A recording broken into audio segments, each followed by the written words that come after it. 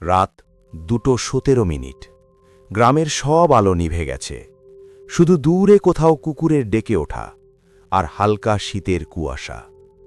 কিশোরগঞ্জের এক ছোট্ট গ্রাম, চারপাশে ধান ক্ষেত, একপাশে পুরনো কবরস্থান, আর তার পাশেই দাঁড়িয়ে আছে সেই মসজিদটা। লোকজন একে বলে কালো মসজিদ, কারণ মসজিদের দেওয়াল কালো নয়, কালো তার ইতিহাস। রিফাত শহর থেকে গ্রামে ফিরেছে প্রায় 7 বছর পর। ঢাকায় চাকরি করত, কিন্তু হঠাৎ তার বাবা অসুস্থ হয়ে পড়ায় তাকে ফিরতে হল। প্রথম রাতেই সে অদ্ভুত কিছু লক্ষ্য করল। এশার নামাজের পর গ্রামের কেউ আর ওই মসজিদে যায় না। রিফাত জিজ্ঞাসা করল, চাচা, মসজিদ তো সুন্দরী দেখছি, তাহলে সবাই এড়িয়ে চলে কেন? চাচা ধীরে বললেন, বাবা, ওখানে এখন মানুষ একা নামাজ পড়ে না। কেন? চাচা একটু চুপ করে বললেন, কারণ ওখানে আরেকজন নিয়মিত নামাজ পড়ে। রিফাত হেসে উঠল, ভূতটুত? চাচা বললেন, ভূত না, জিন। রিফাত এসব কুসংস্কার বিশ্বাস করে না। সেদিন রাত 1টার দিকে হঠাৎ বিদ্যুৎ চলে গেল। ঘর অন্ধকার। তার জানালার সামনে থেকে হালকা আজানের সুর ভেসে এলো। সে চমকে উঠল। আজান?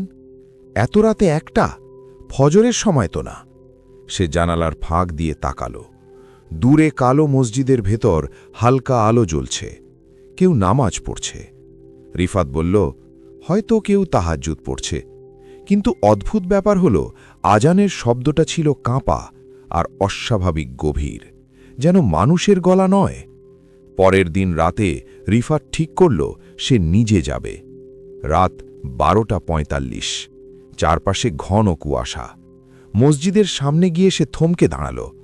ভেতর থেকে কোরআন তেলাওয়াতের শব্দ আসছে, কিন্তু উচ্চারণে কিছু ভুল, কিছু অক্ষর টেনে বলা হচ্ছে অদ্ভুতভাবে। রিফাত ভেতরে ঢুকল। মসজিদ ফাঁকা, কেউ নেই, কিন্তু জায়নামাজ বিছানো, আর বাতাসে পোড়া কিছু একটা গন্ধ। হঠাৎ তার পেছনে দরজা নিজে থেকে বন্ধ হয়ে গেল। ধাম! রিফাত ঘুরে দাঁড়াল। তার পেছনে কেউ নেই, কিন্তু সামনে ইমামতির জায়গায় একটা ছায়া।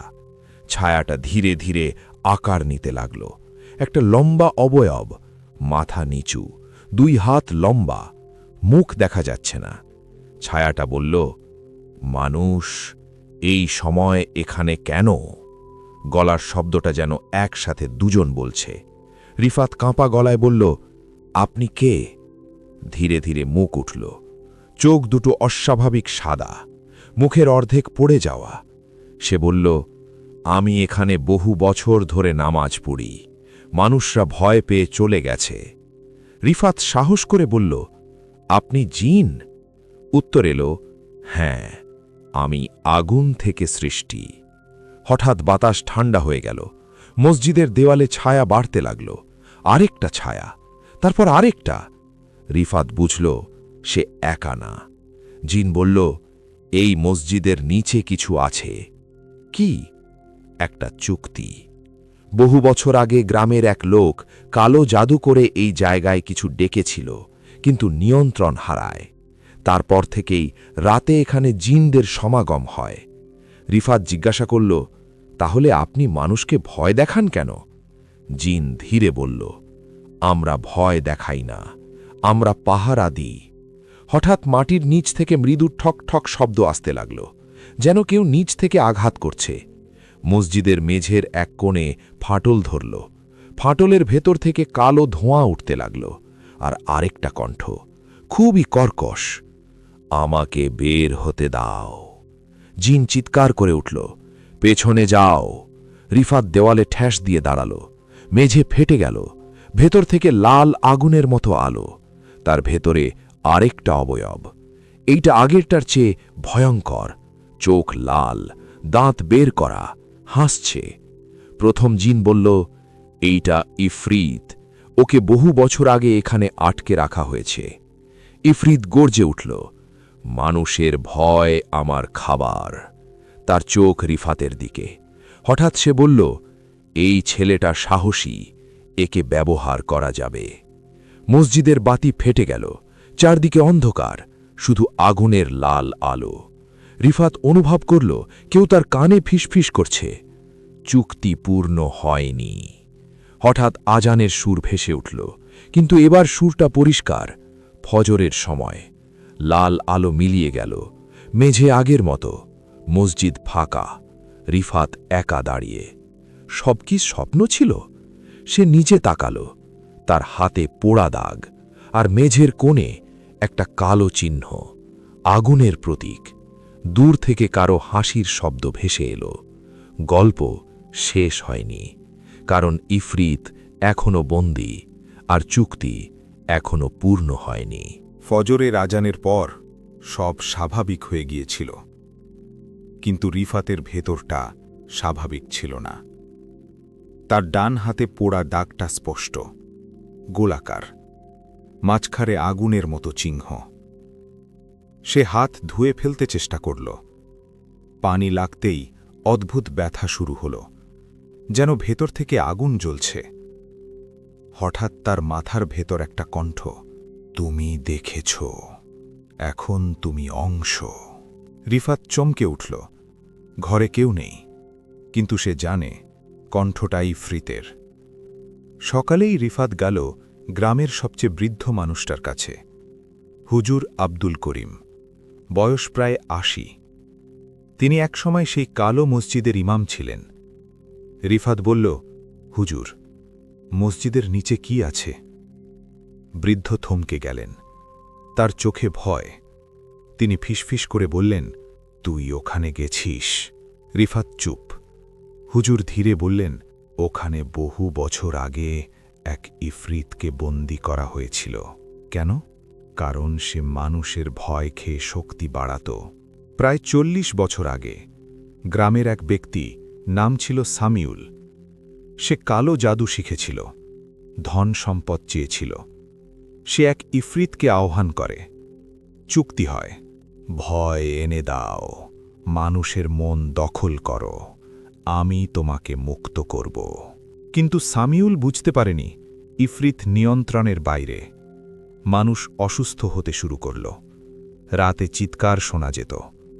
শেষমেশ গ্রামের ইমামরা কোরআনের আয়াত পড়ে ওকে মসজিদের নিচে সিল করে দেয়।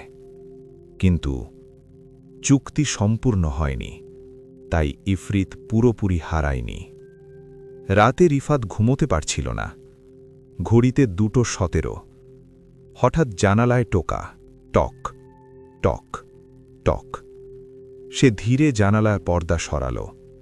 বাইরে কেউ নেই, কিন্তু কাঁচে ভেতর দিক থেকে লেখা, চুক্তি পূর্ণ করো। রিফাত পেছনে সরে গেল, তার হাতের দাগ জ্বলতে শুরু করল। হঠাৎ তার চোখের সামনে দৃশ্য পাল্টে গেল। সে যেন মসজিদের নিচে দাঁড়িয়ে, চারপাশে আগুনের দেয়াল, মাঝখানে ইফরিত, লাল চোখে তাকিয়ে।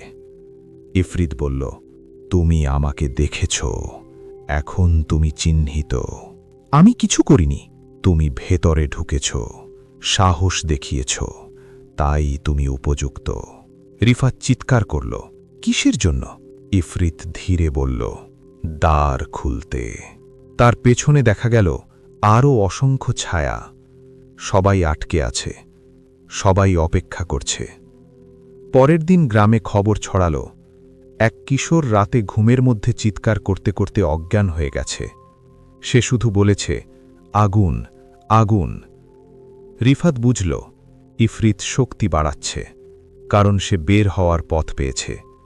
রাতে আবার সেই আজান, কিন্তু এবার আজান থেমে গেল মাঝপথে। তারপর একটা বিকৃত হাসি। রিফাত দৌড়ে মসজিদের দিকে গেল। ভেতরে গিয়ে দেখল মেঝের ফাটল বড় হয়েছে, ধোঁয়া বের হচ্ছে। প্রথম জিন যে পাহারা দিত সে দুর্বল হয়ে গেছে। সে বলল, সময় কম। পাহারাদার জিন বলল, মানুষের ভয় তাকে শক্তি দেয়, কিন্তু সাহস তাকে দুর্বল করে। তাহলে তুমি ভয় পেলে সে জিতবে। হঠাৎ ইফরিতের কণ্ঠ গর্জে উঠল, মানুষ সব সময় ভয় পায়। মসজিদের ভেতর দেয়ালে আগুনের ছাপ। রিফাতের হাতের দাগ উজ্জ্বল হয়ে উঠল। সে অনুভব করল ইফরিত তার ভেতরে ঢোকার চেষ্টা করছে। রিফাত চোখ বন্ধ করল, কালেমা করতে শুরু করল। চারপাশের আগুন কাঁপতে লাগল। ইফরিত চিৎকার করল, থামো। প্রথম জিন শক্তি ফিরে পেল। সে বলল, তুমি যদি দৃঢ় থাকো, চুক্তি ভাঙা যাবে। কিন্তু হঠাৎ মসজিদের বাইরে মানুষের চিৎকার। গ্রামের কয়েকজন লোক ভয় পেয়ে দৌড়ে আসছে। তারা ধোঁয়া দেখেছে। ভয় ছড়িয়ে পড়ছে। ইফরিত হাসল, ভয় আমার খাবার। আগুন আরও বেড়ে গেল। রিফাত বুঝল, ইফরিতকে হারাতে হলে গ্রামকে ভয়মুক্ত করতে হবে। কিন্তু সে কি পারবে? হঠাৎ মসজিদের মিনার ফেটে গেল। লাল আলো আকাশে উঠল, আর কণ্ঠ ভেসে এলো, আজ রাতেই দ্বার খুলবে। রিফাত আকাশের দিকে তাকিয়ে দেখল, চাঁদ লাল হয়ে গেছে। গল্প এখানেই থামছে না, কারণ পরের অংশে চুক্তির শেষ শর্ত প্রকাশ পাবে, আর জানা যাবে রিফাতের সাথে সামিউলের রক্তের সম্পর্ক কি। সেই রাতটা ছিল অস্বাভাবিক নীরব। আকাশে চাঁদ সত্যিই লাল হয়ে উঠেছে। গ্রামের মানুষ আতঙ্কে ঘরে ঢুকে দরজা বন্ধ করেছে। কিন্তু ভয় তো ইতিমধ্যে ছড়িয়ে গেছে। রিফাত মসজিদের সামনে দাঁড়িয়ে। মিনারের ফাটল থেকে লাল আলো বের হচ্ছে। তার হাতের দাগ আগের চেয়ে বেশি জ্বলছে। হঠাৎ তার মাথার ভেতর ঝড়ের মতো শব্দ, রক্তই দ্বার খুলবে। রিফাত দৌড়ে গেল হুজুর আব্দুল করিমের বাড়িতে। হুজুর যেন অপেক্ষা করছিলেন। তিনি বললেন, আজ তোর সব জানা উচিত। তারপর কাঠের পুরনো একটা বাক্স খুললেন। ভেতরে হলুদ হয়ে যাওয়া কিছু কাগজ, একটা পুরনো ছবিতে যে লোকটা দাঁড়িয়ে সে সামিউল, আর তার পাশে দাঁড়িয়ে থাকা ছোট্ট একটা ছেলেকে দেখে রিফাতের বুক কেঁপে উঠল। ছেলেটা তার বাবার মতো দেখতে। হুজুর ধীরে বললেন, সামিউল ছিল তোর দাদার ভাই। রিফাত স্তব্ধ। মানে তোর রক্তে সেই চুক্তির ছাপ আছে। হুজুর কাগজটা পড়লেন। চুক্তি সম্পূর্ণ হবে যখন আহ্বানকারীর রক্ত বন্দির আগুন ছুবে। রিফাত বুঝে গেল, তার হাতের দাগ শুধু চিহ্ন না, এটা সংযোগ। ইফরিত তার রক্ত ব্যবহার করতে চায় দ্বার খুলতে। রাত 2:17। রিফাত আবার মসজিদে। মেঝের ফাটল এবার বড়, নিচে লাল আগুনের মতো আলো। পাহারাদার জিন দুর্বল কণ্ঠে বলল, তুমি আসবে জানতাম। রিফাত বলল, চুক্তি ভাঙার উপায় কি? জিন বলল, যে রক্ত দিয়ে চুক্তি শুরু, সেই রক্ত দিয়েই শেষ করতে হবে। কিভাবে? ভয় ছাড়া দাঁড়াতে হবে আগুনের সামনে। হঠাৎ আগুন জ্বলে উঠল। ইফরিত উঠে এলো ফাটলের ভেতর থেকে। তার লাল চোখ জ্বলছে। সে বলল, তুমি যদি আমাকে মুক্ত করো, তোমার পরিবারকে ধন সম্পদ দেব। চারপাশে দৃশ্য বদলে গেল। রিফাত দেখল তার বাবা সুস্থ, বড় বাড়ি, টাকা। ইফরিত হিসফিস করল, শুধু হাতটা আগুনে দাও। তার হাতের দাগ জ্বলছে, কিন্তু হঠাৎ সে বাবার কণ্ঠ মনে করল। সত্যের পথ কঠিন হলেও সেটাই বেছে নেবে। দৃশ্য ভেঙে গেল, সব অন্ধকার। মসজিদের বাইরে মানুষ জড়ো হয়েছে। ধোঁয়া আর লাল আলো দেখে আতঙ্ক ছড়িয়েছে। কেউ বলছে কেয়ামত, কেউ বলছে জিন বের হচ্ছে। ভয় বাড়ছে, আর সেই ভয়েই ইফরিত শক্তিশালী হচ্ছে। সে গর্জে উঠল, দেখছ, মানুষ সব সময় ভয় পায়। মিনারের অর্ধেক ভেঙে পড়ল। পাহারাদার জিন বলল, ওকে দুর্বল করতে হলে সবাইকে সাহসী হতে হবে। রিফাত বুঝল, একাই সম্ভব না। সে বাইরে গিয়ে চিৎকার করল, ভয় পেও না, আল্লাহ আমাদের সাথে। কিছু লোক কালেমা পড়তে শুরু করল। তারপর আরও কয়েকজন। ধীরে ধীরে ভয় কমতে লাগল। লাল আলো কাঁপতে লাগল। ইফরিত চিৎকার করল, থামো। রিফাত মসজিদের ভেতরে ফিরে এলো। সে ফাটলের সামনে দাঁড়াল। আগুন জ্বলছে। ইফরিত শেষ চেষ্টা করল, তুমি পুড়ে যাবে। রিফাত চোখ বন্ধ করল, কালেমা পড়ল। তারপর ধীরে হাত বাড়িয়ে আগুনে ছুঁয়ে দিল। চোখ ধাঁধানো আলো, চিৎকার, মসজিদ কেঁপে উঠল। তার হাতের দাগ জ্বলে উঠল, তারপর নিভে গেল। আগুন হঠাৎ নিভে গেল। ফাটল বন্ধ হয়ে গেল। নীরবতা। সবাই ভাবল সব শেষ, কিন্তু রিফাত মাটিতে পড়ে আছে। তার চোখ ধীরে খুলল, কিন্তু তার চোখের মণি এক মুহূর্তের জন্য লাল হয়ে উঠল। দূরে কোথাও ফিসফিস শব্দ। দ্বার পুরোপুরি বন্ধ হয়নি। গল্প এখানেই শেষ নয়, কারণ আগুন নিভলেও ছাইয়ের নিচে আগুন লুকিয়ে থাকতে পারে। মসজিদের ফাটল বন্ধ হয়েছে, লাল আলো নেই, ধোঁয়াও নেই। গ্রামের মানুষ বলছে সব শেষ, কিন্তু রিফাত জানে সব শেষ হয়নি, কারণ সে এখন আর আগের মতো নেই। পরের রাত রিফাত ঘুমের মধ্যে হঠাৎ উঠে বসল। ঘড়ি 2:17। তার বুক ধড়ফড় করছে। আয়নার সামনে গিয়ে দাঁড়াল। 1 সেকেন্ডের জন্য তার চোখের মণি লাল হয়ে উঠল, তারপর আবার স্বাভাবিক। হঠাৎ আয়নার কাঁচে ফাটল ধরল, কাঁচে লেখা ফুটে উঠল, আমি এখন তোমার ভেতরে। রিফাত পিছিয়ে গেল। সে বুঝল ইফরিত পুরোপুরি হারায়নি। দিনের বেলায় সব স্বাভাবিক, কিন্তু যখনই সে একা থাকে চারপাশের তাপমাত্রা বাড়ে, বাতাস ভারী হয়। তার মাথার ভেতর ফিসফিস, তুমি আমাকে বন্দি করনি, তুমি আমাকে আশ্রয় দিয়েছ। পাহারাদার জিনের কথা মনে পড়ে, আগুন ছোঁয়ার পর সব বদলে যাবে। সে কি বুঝেছিল? হুজুর আব্দুল করিম রিফাতকে ডাকলেন। তিনি একটা পুরনো ডায়েরি দিলেন। সেটা ছিল শামিউলের শেষ লেখা। ডায়েরিতে লেখা, ইফরিতকে পুরোপুরি ধ্বংস করা যায় না, শুধু এক দেহ থেকে আর এক দেহে স্থানান্তর হয়। রিফাতের বুক কেঁপে উঠল, মানে সে এখন পাত্র। সেই রাতেই ঘটনা ঘটল। গ্রামের এক লোক রিফাতকে অপমান করল। হঠাৎ রিফাতের মাথা গরম হয়ে গেল, চারপাশে বাতাস ঘুরতে লাগল। লোকটা পিছিয়ে পড়ল, তার কাপড়ের এক কোণে আগুন ধরে গেল। সবাই চিৎকার। রিফাত ভয় পেয়ে গেল, সে এটা করেনি, কিন্তু আগুন হয়েছে। তার চোখ আবার লাল হয়ে উঠল এক মুহূর্তের জন্য। রাতে ইফরিত কথা বলল পরিষ্কারভাবে, আমি বেরোইনি, আমি তোমার ভেতরে শক্তি সঞ্চয় করছি। তুমি কি চাও? মানুষের ভয়। তুমি ভয় পেলে, রাগ করলে আমি বড় হব। রিফাত বুঝল, এটা বাইরের যুদ্ধ না, এটা ভেতরের যুদ্ধ। মসজিদে গিয়ে সে আবার সেই জিনকে ডাকল। নীরবতা। তারপর হালকা কণ্ঠ, আমি দুর্বল, কারণ ইফরিত এখন তোমার মাধ্যমে শক্তি নিচ্ছে। কি করব? তোমার ভয় নিয়ন্ত্রণ করো, রাগ নিয়ন্ত্রণ করো, না হলে একদিন তুমি নিজেই দাঁড় হয়ে যাবে। সেই রাতেই রিফাত স্বপ্ন দেখল, সে মসজিদের মিনারে দাঁড়িয়ে, নিচে পুরো গ্রাম আগুনে জ্বলছে, মানুষ চিৎকার করছে, আর সে হাসছে। হঠাৎ ঘুম ভাঙল।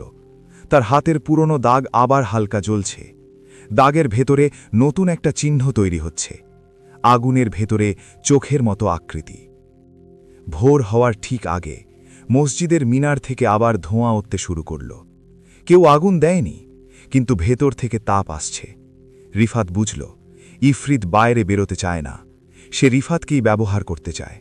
আর সবচেয়ে ভয়ঙ্কর সত্য, যদি সে নিজেকে নিয়ন্ত্রণ করতে না পারে, তাহলে পুরো গ্রামই হবে চুক্তির শেষ বলি। রাত 2:17। ঘড়ির কাঁটা থেমে গেছে। পুরো গ্রাম অস্বাভাবিক গরমে হাঁসফাঁস করছে। মসজিদের মিনার থেকে কালো ধোঁয়া উঠছে। রিফাত বুঝে গেছে, আজ সিদ্ধান্তের রাত। আজ হয় ইফরিত শেষ হবে, না হয় সে নিজেই হয়ে যাবে দ্বার। রিফাত মসজিদের ভেতরে ঢুকতেই দরজা নিজে থেকে বন্ধ হয়ে গেল। চারপাশ অন্ধকার। হঠাৎ মেঝের মাঝখান ফেটে গেল, লাল আগুন উঠে এলো।